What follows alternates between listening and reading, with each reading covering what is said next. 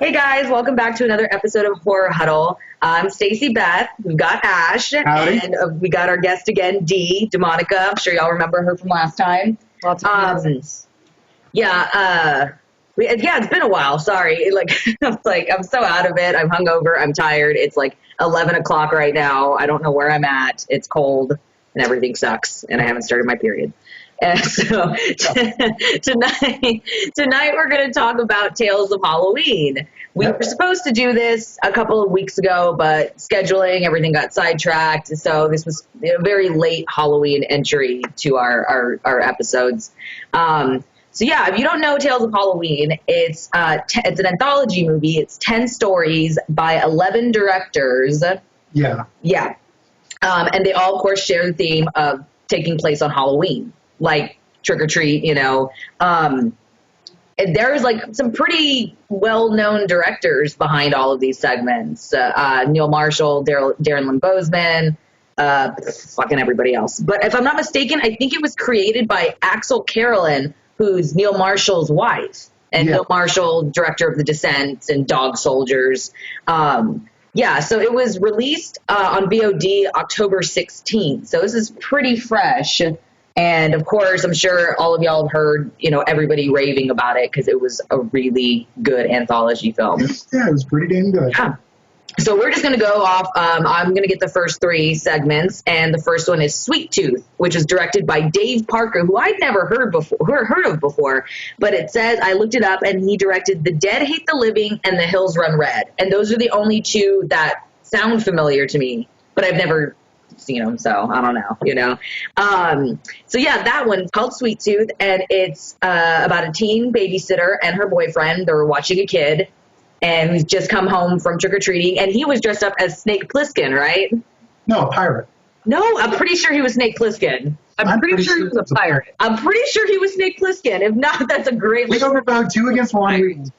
I swear he was a pirate because I think I would have noticed that. I have like a huge Metal Gear fan sitting on the couch right now playing Fallout. Well, I don't know. Anyways. And an eye patch. I don't know. Somebody else tell me or let us know, whatever. I don't know. I read a couple articles that said that. And then of course, who knows? Pirate, Snake, Plissken, whatever. So Pirate Blitzkin. all right, whatever. So the kid comes home and he's ready to just devour all his candy. And of course they scare him and sit him down and tell him this urban legend like story of this boy, Timmy, whose parents always forbid him from eating his Halloween candy. And then he wakes up in the middle of the night one night and finds out that they have completely devoured all his candy and they're laughing about it. And you're like, they're going to get theirs, which they do because he murders them horrifically. And so the babysitter tells this kid that he has to leave a couple of pieces of candy out for Timmy, for his spirit, And of course, as it would go, the babysitter and her boyfriend end up eating all of the kids' candy. And, things do not go as they want them to because everybody dies. That was actually okay. It was I thought it was a good first segment.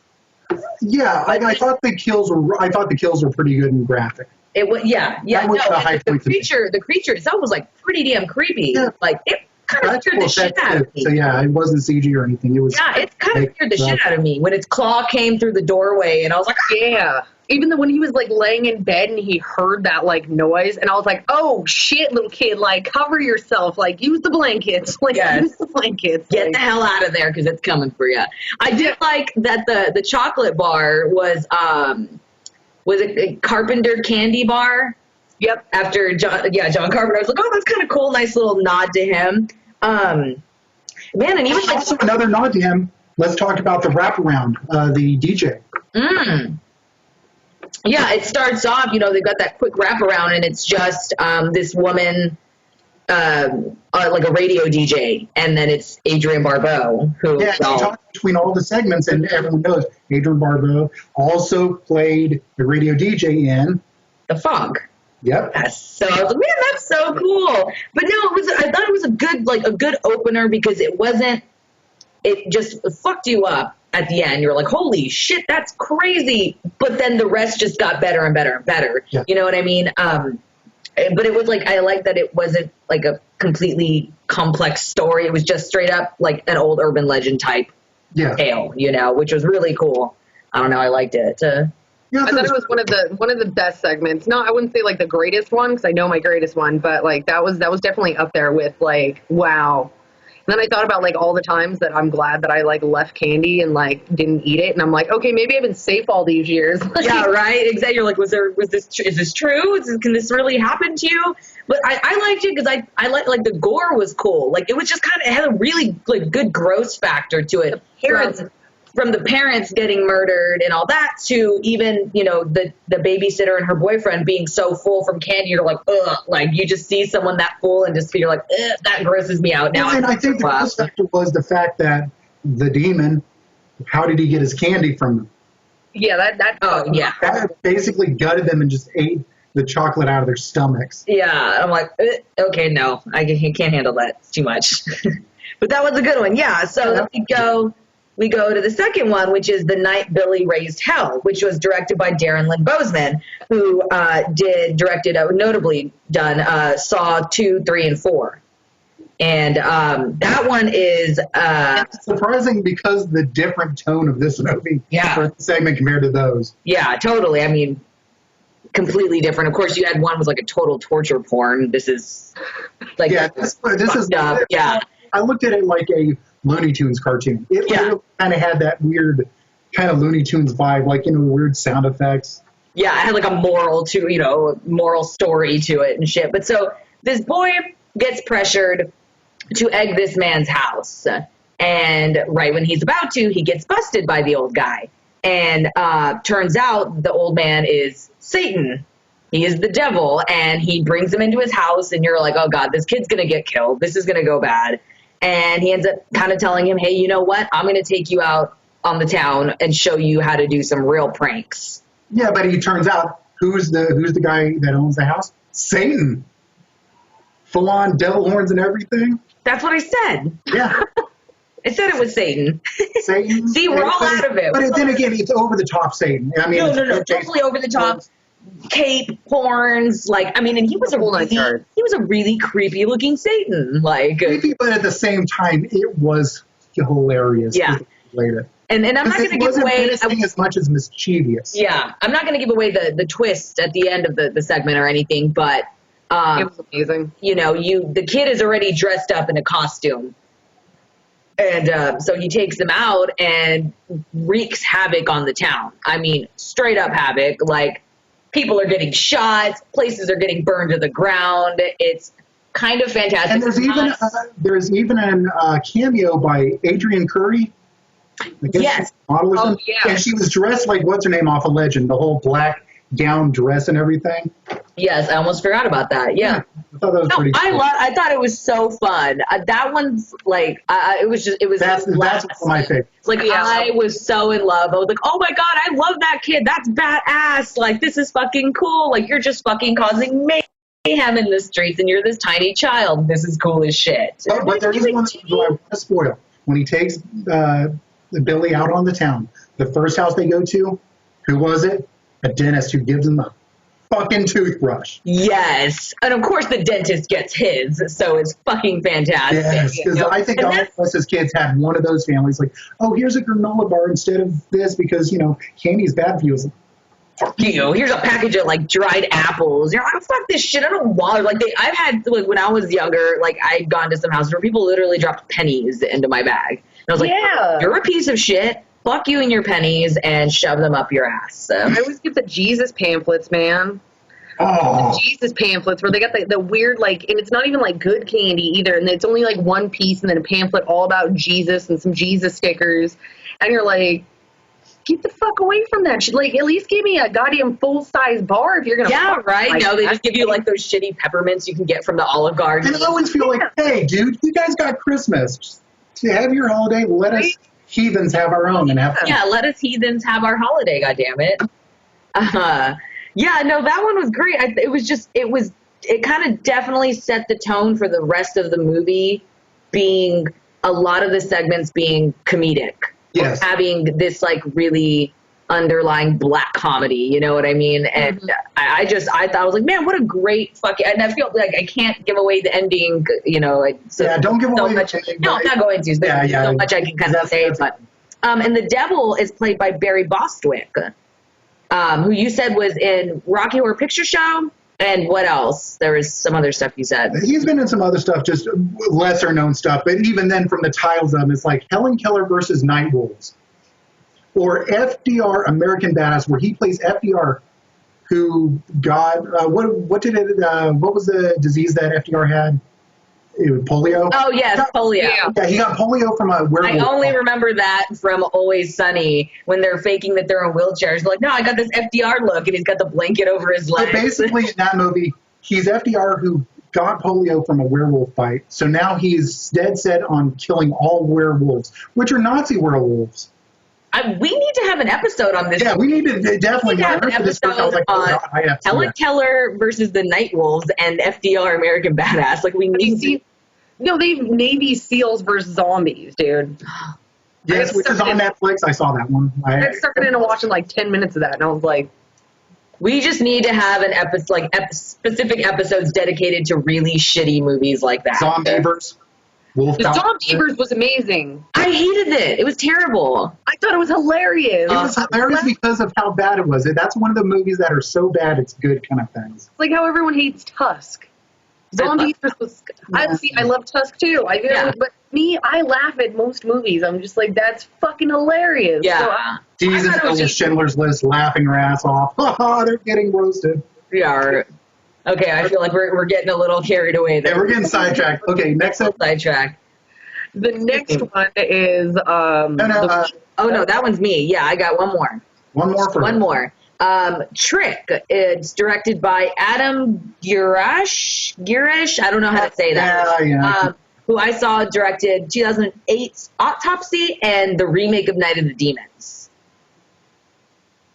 So, but don't let that, throw you off, because it actually turned out to be a pretty decent segment and probably the darker one out of the dark ones. So this one is a bunch of friends get together. I mean, they've got to be in their late 20s, early 30s, get together Halloween night. They're getting fucked up at the house. They're, watching movies. They're like just planning on handing out candy to trick-or-treaters. And that's that. And at one point, and they're kind of all unlikable characters. They're really fucking annoying, and they're just shitty assholes that are all stoner and drunk. Yeah. There are hints to the end of the episode, or a segment where one of the things they're doing where they're watching, I think the overlying thing was they're watching Night of the Living Dead. All the families throughout all of them, I think, are watching that to one degree. I never picked up on that. Maybe I just... Yeah. But basically, one of them is showing a picture to one of the people. It's like, oh, that's just sick. Or one of the kids go to the door and it's like, oh, look, a pirate. I wish all kids had one eye. Yeah. Yeah. So... Or shadow. They get a doorbell, or the doorbell rings, and one of the guys opens it, and it's a little girl in a witch costume who looks like, it's not her, but she looks like the little girl from Trick or Treat. Yeah, that's too on the nose. That was definitely. So I was like, okay, they had to have done this on purpose, which is kind of fantastic. And he opens the door, and she fucking kills him. And you're like, I think she stabbed him. Yeah, she stabbed him, and she says trick and runs away. And you're like, holy shit. It's like, okay, I see. It's going to be killer kids, because after he stumbles in, everybody starts freaking out. Trick-or-treaters start terrorizing the house, getting in, and everybody's dying one by one. And I'm also not going to give this one away, because you find out why they're doing this, and it's kind of fucked up. It was horrible. It's fucked up. I was like, whoa. I did like that. I also like the fact that they actually cast kids to play kids instead of 18-year-olds trying to look younger. They're like, no, these are 12-year-old kids right here. The ending really, I was like, man, we just went from this comedic shit with Satan to what the fuck? I felt like I was. That was literally a Kaiser Soze-esque moment. Yeah. You literally go, whoa. That was some shit that would be on the ID channel and shit like that. Yeah, I mean, definitely, it like I said, it was, I feel like it was probably the darkest segment in the movie so far. I mean, that was like in its seriousness. Like, it was straight up like, oh, this is what it is. It's fucked up. And you don't feel bad for any one specific person that is getting harmed, like you're just like, oh my God. Like, that was a little, it was a little gruesome. And I will say, I like that they did have the balls to say, dude, these kids are killers and bad shit happens because, movies, even horror movies, try to stay away from kids because it's like, we don't want the, parents groups going, oh, you're depicting kids as killers, or, oh, you're depicting violence against kids, oh, blah, blah, blah. And I loved it because the kids didn't even give a fuck. Like, they were brutal. Like straight face, you're dead. And some of those kids you end up seeing throughout the other segments. Yeah, and one of the segments that Dee has, I know for a fact that they're showed there. Yeah, you'll even see them too walking around. Like a lot of the characters, you'll just see them kind of just like walking around through the segment. Which is cool because they never really tell you whether or not the segments are all taking place in one town. No, yeah, they do. Yes. Do they? That's another thing. Yeah. Again, people in the comment section, tell her she's wrong because she is. It does tie in with the last segment that this is all in one town. I thought the last segment just tied into the night Billy raised hell. Mm-mm. No, that's supposed ties to be into everything. If you listen to like what they say during the segment, I didn't listen to that last one because we'll talk about it when we get to the last one. Someone took notes and someone didn't. Oh, excuse me. Dee, do you remember Ash always giving me shit for just writing one page of notes? All of a sudden, Ash has 20 pages of notes. Well, because I have grown as a formatted. Because I've grown as a performer. I used to just do it off the cuff. Now I'm like, no, I'm taking notes. Being professional here for everyone. Notes. Mine are just one page. And I'm getting what I remember off the top of my. He used to give me shit for writing notes down. Like, why do you gotta write notes down? It's not gonna be scripted. Well, look at you over here. Anyways, Ash, you're probably right. I think you're right. Anyways, I'm not saying I'm right. I just didn't remember that then. Anyways, Dee, your segments. October was like 7 months ago, so it's taken me a while. I don't know what happened last night, and that was probably because I drank a lot. But I spilled the beer on the dance floor and then walked away panicked. And I just let everybody dance in my beer, and one person fell, and I was like, "Well, fuck y'all." You're an asshole. We would be the people that would most definitely get killed first in one of these anthology movies, like. For sure, man. No, I would be the first one. I'm the fat, humorous guy. He always gets killed first. That's true.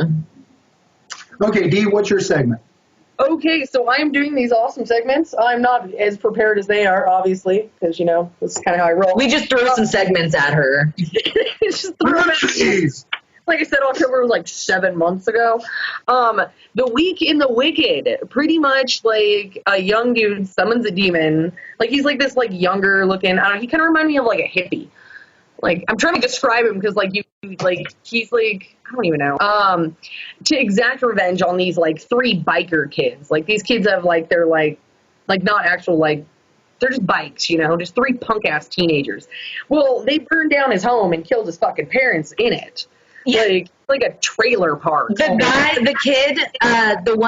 guy whose house got burned down is Keir Gilchrist, who I have the hugest crush on, and one of my buddies was like, oh yeah, like I work with him, whatever. I've worked with him before. I've done this, whatever. He's actually super into black metal and shit. And I was like, oh God, I love you even more. Just etched shit into his forehead. Dude, yeah, that was brutal. But he just like was sitting there and he's drawing this shit into his head to summon this fucking demon and shit. And I'm like, wondering where this is going. And it shows flashbacks at like these fucking kids burning down this fucking trailer in the middle of like pretty much a fucking alleyway.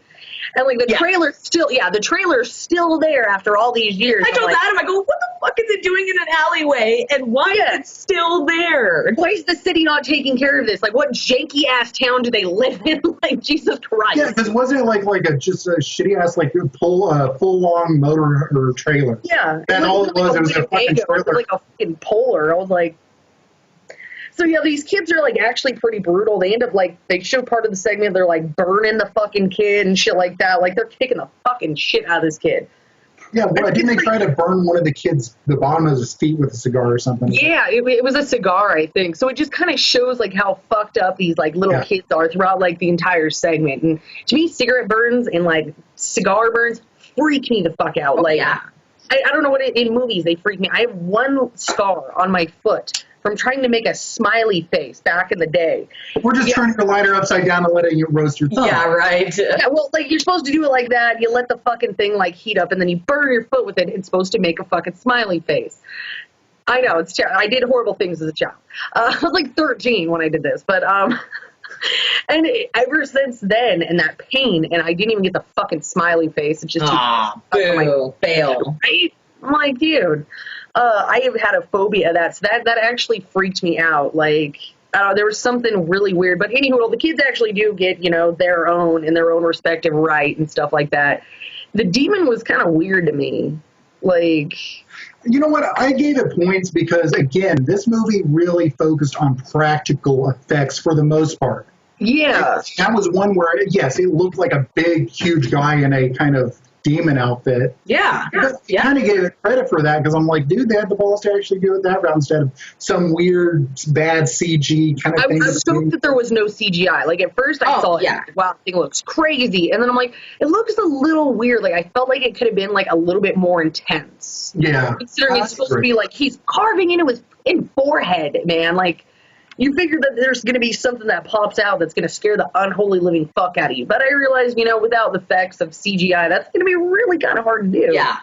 So, but yeah, that one was definitely, it wasn't my favorite. It was probably one of my least favorites. It was pretty, like, it wasn't a very memorable segment. That's why I was like, what did the demon look like again? I don't really remember. Yeah. Like, they had like bull horns and a big mouth, and all it was just a guy with big bull horns mouth, and it was, and then the payoff is him sitting on the ground, shocked, and you hear a scream, and then just a ton of blood goes all over. I love it. Yeah, it's great.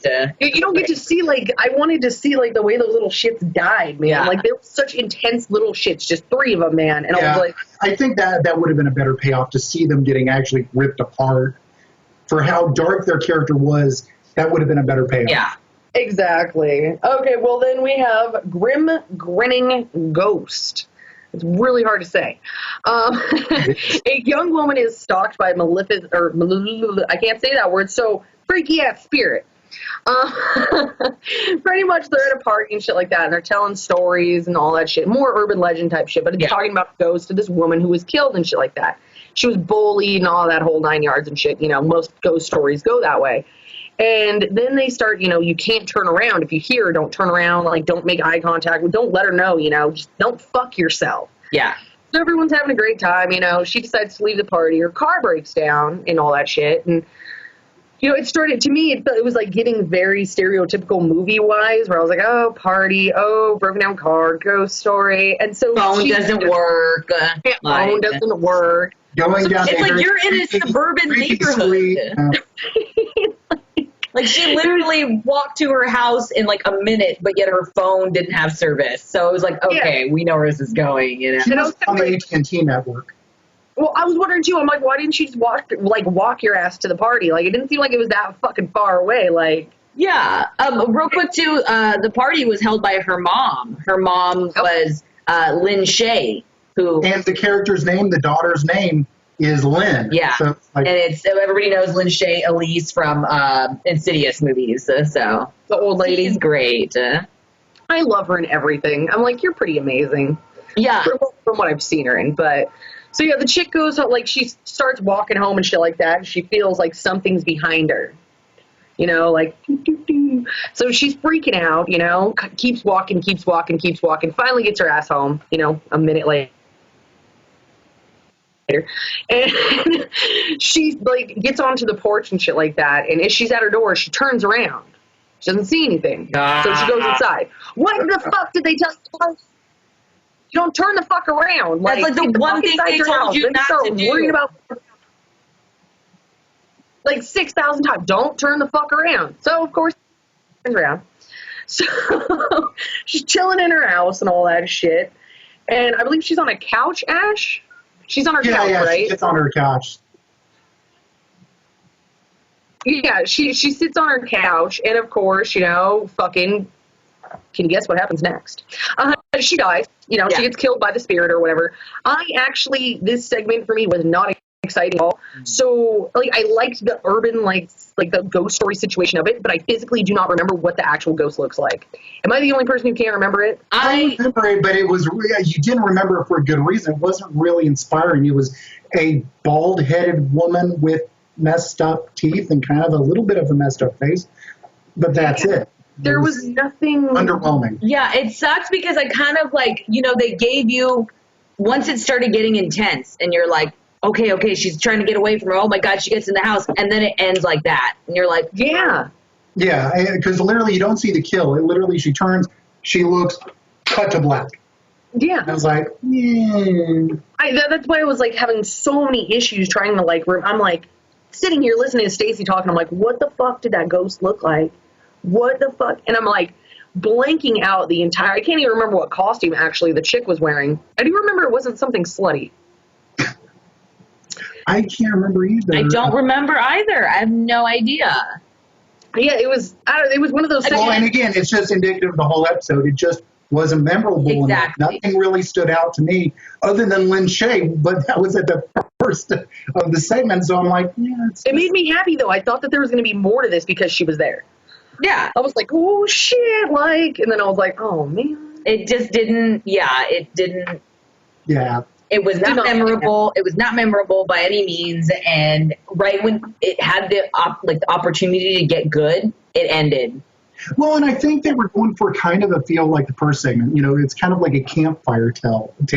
Oh, the woman hears a story about a ghost, and she walks down the street, and she hears the ghost, and she looks around, and there's the ghost, and scary, But it just, when you transfer that onto film, kind of bland. Yeah. Yeah, that was weird. So the next one kind of freaked me out. I thought it was really fucking weird. It's called Ding Dong. Yes. So Dingling. It's not these things, not my dinglings, but Ding Dong's back there. I don't even know how to really describe. I actually have what it is in front of me, the description used on all these websites, and I'm like, no, pretty much it is fucked up. Fucked up. This chick is pretty much, she can't get pregnant. She really wants to get fucking pregnant. She can't have kids. So her loving husband is, pretty much stuck in an abusive relationship. This chick is terrified. She is fucking terrifying. So she never wants to do Halloween. She never wants to do any of this shit. And her little cockled husband and shit like that is just so I gotta throw some porn in there. It's just oh, yes, okay. So finally she decides she wants to do fucking Halloween. And I don't know, this episode just fucked me up. But he's mousy around her because she's literally violent as hell. She's the abusive one. Literally shut out of him. It's and I'm like, why are you staying with this woman? She's fucking crazy. You have no sympathy for her. Yeah, but then you realize why he doesn't leave. Yeah. And it fucking continued. Finally they decide to do Halloween because, she doesn't want to see all the little kids in their motherfucking costumes because, she can't have kids.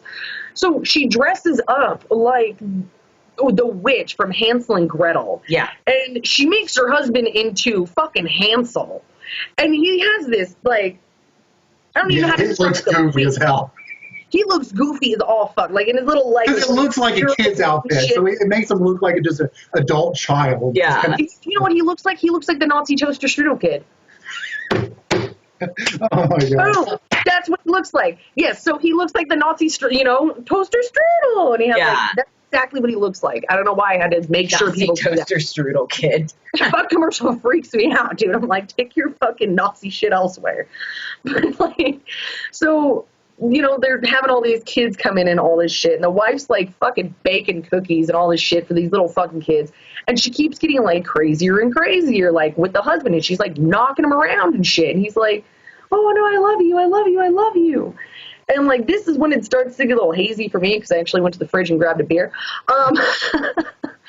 Is I remember her putting a kid in the oven, and she ate him, didn't she? No. I swear to God, she did horrible. No. I know she fucked up. Pick up. Basically, every single time she saw a kid at the front door, she more and more she gets more violent because she wants a kid so badly. She sees kids, so you see at a certain point, I think the husband gets scared because he's like, dude, she might try to kidnap one of these kids. Yeah. Yeah. And there is a point where there is a kid there, no parent around. She's like, "Oh, little boy, why don't you come inside with us?" And the husband's just like, dude, parents, where are you? Yeah. Yeah, when he was out there just like looking for me, he's like, "We got your kid, we got your kid." I'm like, And you're like, shit. shut up, she's gonna beat your ass. Like, Dude, and when she transformed, I was like, what the fuck, And man? every single, like throughout the whole episode, there's like hints of that. They, every single time she's about to whack the shit out of him, he'd see her as this creepy monster with like 3 arms and stuff. Yeah, she had those weird long ass oh, it's nails. so bizarre. Yes. And she's played by Pollyanna McIntosh. Yes. Who everybody knows her from The Offspring, and the Offspring, The Woman, and the new movie that just came out, The Bloodlands, or White Settlers, whatever it's called. But yeah, she was great in it, but like super fucking creepy. Like witch stuff like that freaks me the fuck out. It was fucking trippy. And then And I get why you said it's hard to describe, because like, how do you describe it? Like, okay, a mousy husband with It's violet very eyes surreal in that way. is like a witch, or is it just his like mental manifestation? Yeah, and that's what I'm thinking of. They went on the level of he's abused the husband, so he will see her as a monster. Which That's is probably difference. just a violent, abusive chick, you know? Yeah. like she was crazy to the point where I was like, damn, dude, like if this wasn't a movie, I'd just be calling like some type of fucking protective service for this dude. Like she whoops his ass good. Well, the most disturbing part for me was the Hansel and the witch routine that they did at the front door. Because remember what she does. Bacon? Oh, Pulls yeah. a long lock of hair and an ear out of her throat. Yeah. It's like, I ate Gretel. And I was like, ugh. And But the it- worst it- part it is gets showing her funny. behind the scenes when the kids are gone. She's like, oh. And I'm like, ooh. And they like play it like, they do it all in depth, and then as each kid comes back, you see them close the door going, okay, hurry up, and like shoving you down your throat. So it's almost like really comedic when it gets to that, of like that little montage of her getting set up for the next one, pulling it out, okay, shoving it back in her throat, and then putting her titties together. And Yeah, just the constant titty motion. And I was like, that part confused me so much because I was like, wait, you want a kid or are you trying to attract like a secondary husband? Like, what? yeah, what you doing there, girl? What you doing? Like I said, cockled husband. Yep. So I guess we're going on to my segments, Yes. which I think are the best ones here. This is right here my favorite one out of them all. It's one of the most simplistic ones, but it's so well done. It's This Means War and directed by John Skip and Andrew Cash. Mm-hmm. So I'm not like Stacey. I didn't look to see what else they've directed. I don't know. But basically, it's about Boris, who every single year has his Halloween decorations. He has the best decorations on the block. It's kind of like a classic horror. It's not really gory. It's like, these stand-up trees, tombstones, skeletons. Yeah. And he's played by Dana Gould, who's a comedian. I love Dana Gould, so I thought it was great. That was him. Yeah. And he's done it every single year. He loves having kids go by and, do little food and stuff. Well, he has a next door neighbor by the name of Dante, who is heavy metal. So he's setting up his decorations, and he hears a big rig come down the block, park in front of the house, which is literally a party truck, offloading all these decorations. And then you see his muscle-bound heavy metal neighbor with his hot rod going, and the whole time it has this wonderful musical cues, like kind of operatic music, because really that's all the music that's in this. There's no scary music. It's like operatic. It's dance macabre. Mm-hmm. And basically it turns into a war of who has the best horror decoration. Yeah. And how the heavy metal guys are disrupting his Halloween. So he decides, well, I'm going to go across the street and tell them to keep it down because, it's driving all the families away from the neighborhood. It turns into a big drag-out fight, a big fist fight, just with all the neighbors just watching, rooting them on. And it just gets worse and worse, and the ending is just priceless. Oh, I loved it. Yeah. I love it. I just love it. Just, God. It was Just so fucking funny. Like, it almost felt like you weren't watching a horror movie, like that you were just watching like one of those like mini. Almost like a silent film, almost, because literally just all the We're musical cues. It was just them Yeah. playing musical cues. I loved it. I thought it was so fun. I thought it was a blast. And then the ending was just like, oh, she's dead. It was not scary. There was no element. Yeah, no scariness. It was just making fun of the whole tradition of putting up decorations. Yeah. I couldn't pick my favorite guy though, because like my inner me was like, oh, but the families. And then my obviously Demonika side was like, fuck yeah, look at that shit. Yeah. So, I was like, where do you really go with this, And, man? I'm like, the guy that played Dante, James Duval, I thought he did pretty well in that role. He played it perfectly, just that, like, no, dude, we're having fun over here. Why should we turn down our music? Yeah. I thought they both did really well. And also, I think some of the kids from your Trick or Treat episode made an appearance. I think so. Part of the crowd, yeah. I don't remember. I'm pretty sure. I have it in my notes, so it has to have happened. Okay, so let's see. Let's go on to my next one, which this is also up there. This is my second favorite. Friday the 31st. Oh, yes. I love that one. And as you can tell by the title, they're definitely lampooning a favorite movie series of mine, Friday the 13th. Basically, it starts off pretty much dark haunted woods, like very spooky, and a girl dressed as Dorothy running from a serial killer. A slutty Dorothy. A slutty Dorothy, yes. Slutty And a Dorothy. mask, guy with a mask, looks kind of like Jason, but a little bit more redneck. So think of Jason from Part 2, but instead of a burlap sack, he has kind of a hockey mask. That's him. She's running through the woods, sees a shack, runs inside the shack, and she sees all of her dead friends. She's like, oh! He breaks through the door. She runs out the door. He throws a spear, kills her. And you're like, okay, I guess this is the end of the segment. Okay, Yeah. okay, homage. He goes to the body, kicks it once or twice, kind of, ugh. And then out of nowhere, they're bathed in light. He looks up, it's a UFO. And you're like, okay, we're going to have scary aliens. Oh, God, we're going to have scary aliens on top of this? And you see a beam shoot down, and there's an alien. But he's only about yay tall. And it's claymation, too, which I was like, oh, my God. It's a little alien dress. And he's the most precious thing in the world. He looks so cute. Because he says, when they finally talks, he's like, choo-ko-chwee? Like, so it's one of the aliens. like, Tweet, tweet. And you see the Jason character now without his mask. He's like, and like, I don't have any candy. I'm sorry. And he's like, tweet, tweet. Like, no, I don't have it. Tweet. And he gets so pissed off, he smashes the little guy. I was like, puddle of goo. yeah. And he's like, walks away. The goo goes inside dead slutty Dorothy's mouth. Here's something groaning from her stomach. You're like, oh, dude, it's going to be like South Park. Every single time you die, guess what happens? You shit. He goes up to it.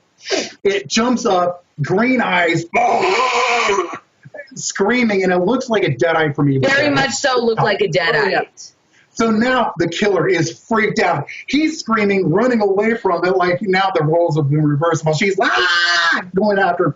They literally get back. He gets back into the cabin. She breaks through the door. He grabs like a knife, or I think it was an axe. Hits her shoulder. She grabs something, or like shears, stabs him, and it's back and forth. Them stabbing each other. Yeah. And then literally it gets so over the top, back forth, like blood, more blood. Arm coming off, another arm coming off, and suddenly they kill each other, fall down dead. Her mouth opens. The little alien comes up. He looks at Kevin. Tweet. I love that. Yes.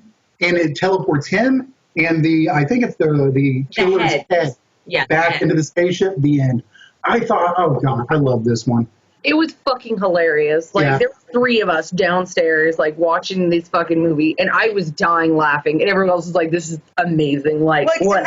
And you know, that kind of segment, that kind of story, that much goofiness really had, like, it could have been really cheesy and really bad. Yeah. It was cheesy in all the best ways. Like, yeah, and also I love that, again, they went with practical stuff. His makeup, practical. The gore effect at the end where they're chopping stuff up, that's not CG, that's actually them with prosthetics, just ripping stuff Yeah. apart. And I was like, that's pretty good. I mean, the only thing, it's not, well, it could have been CG, the claymation, but I thought that worked for the alien. Oh, it was so great. I loved it so much. I was just like, this is fucking a fantastic segment. Because it had all those like bits. It had the horror stuff. Then it had that cute little like, oh, moments.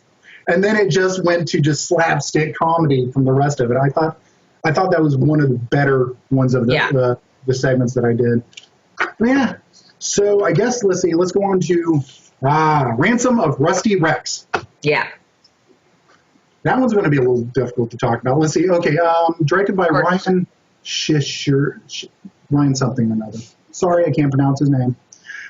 Basically, it's about two guys, Dutch and Hank.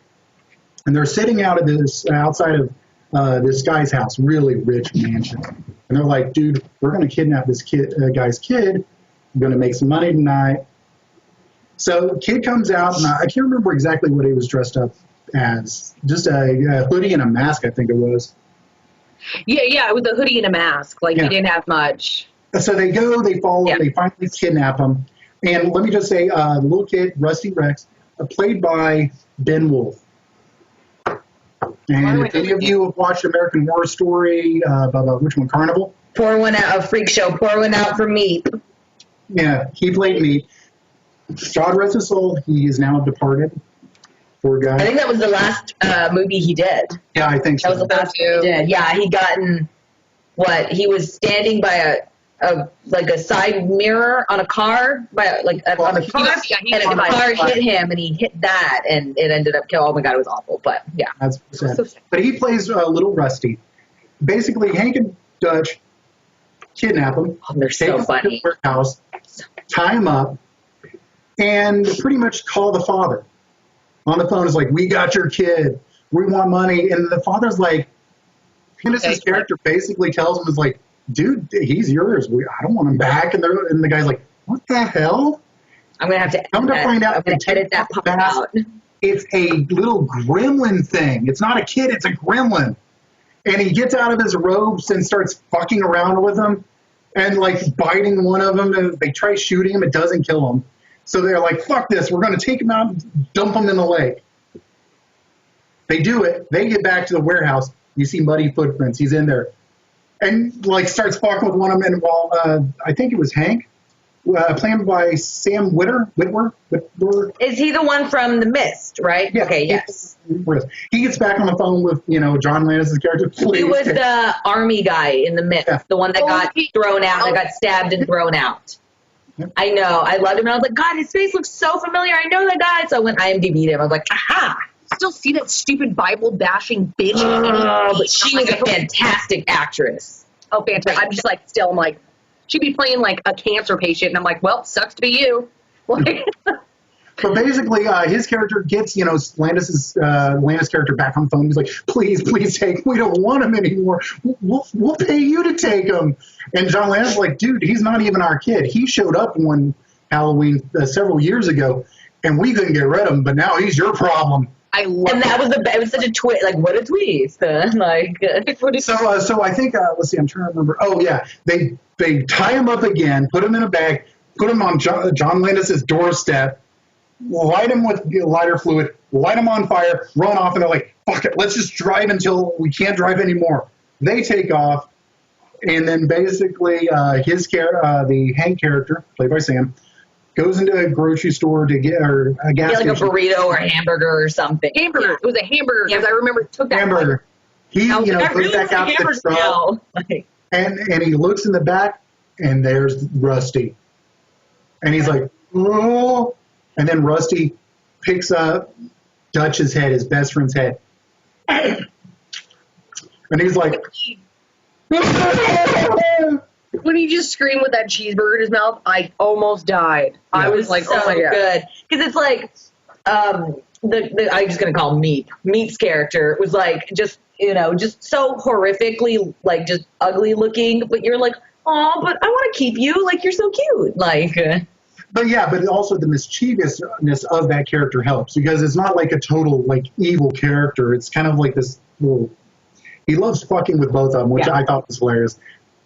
I thought that was one of my Yeah, that was a middle. I really loved it. I thought it was a great segment. The comedy was just fantastic. Like, I was just like, these two characters are supposed to be like these badass, ransom kidnappers, and then like, and then you're like, oh no, they're both just fucking goofballs. They don't know what the fuck they're doing. They're like, hey, don't you hang up on me. Wait, hello? Did he hang up on me? Like, what the hell? Oh crap, what do we do now? Like, call him back, like, it's just all that subtle comedy, and then the actual. Well, even the over top stuff, like they shoot. Well, one of them shoots the character or Rusty's character. He flies out of some box. They're like, we killed him. He jumps up, runs up, and hits him in the neck.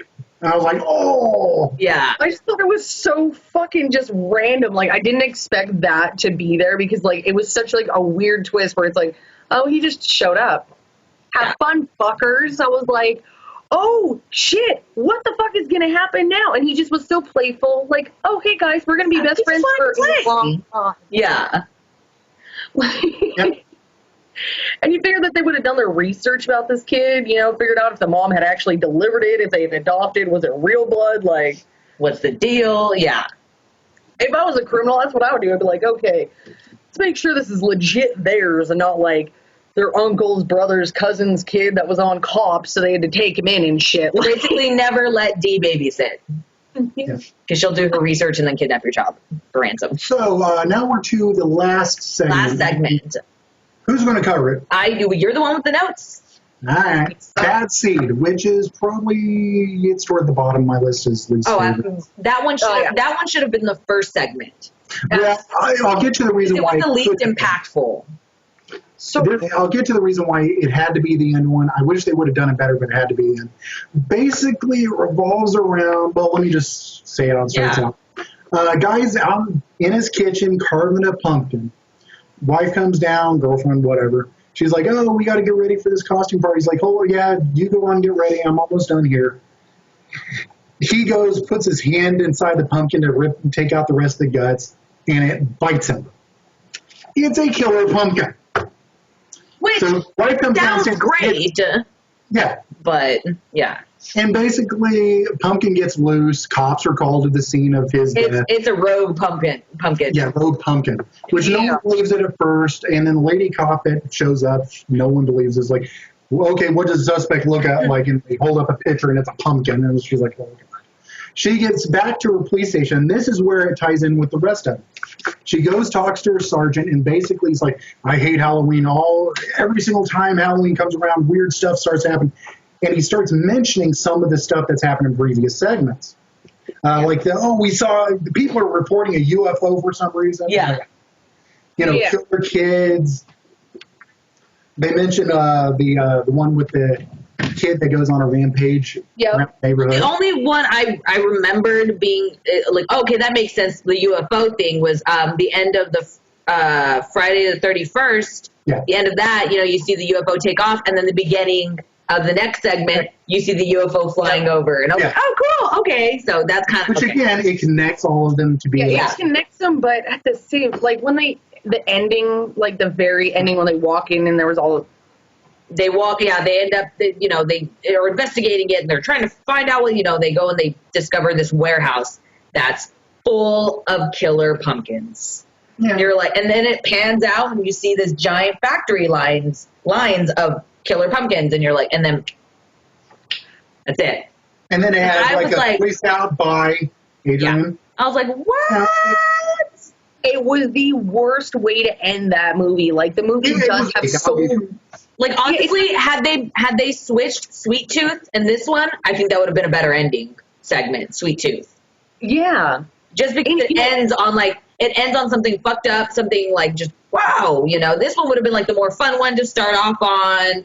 Like I said, for me, it was totally, like, it was not impactful. It was like, most you always say the best for last. And that one was directed by Neil Marshall, right? Yeah. I think so. Yeah, that one was directed by Neil Marshall, because I remember being like, what the hell, man? Like, come on.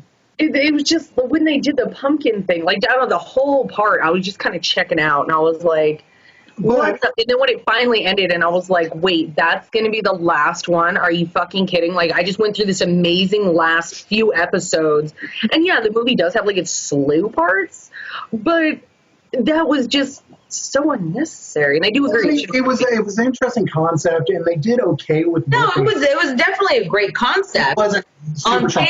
On paper, it sounds good, but for a last segment, This will justify what Stacey said earlier. She used Joe Dante as the father. No, he wasn't the father. He was Professor Milo Gottlieb in this one. Oh, okay. Then maybe I don't know. Maybe I saw. I don't know. Booze brain. Maybe I saw the name and mixed them all up. But see, so I was half right. I was half right. And I will give this one only credit for trying to wrap everything together. Like the cops that you saw in previous segments, like the ones that got to the neighbor murder scene. Yeah.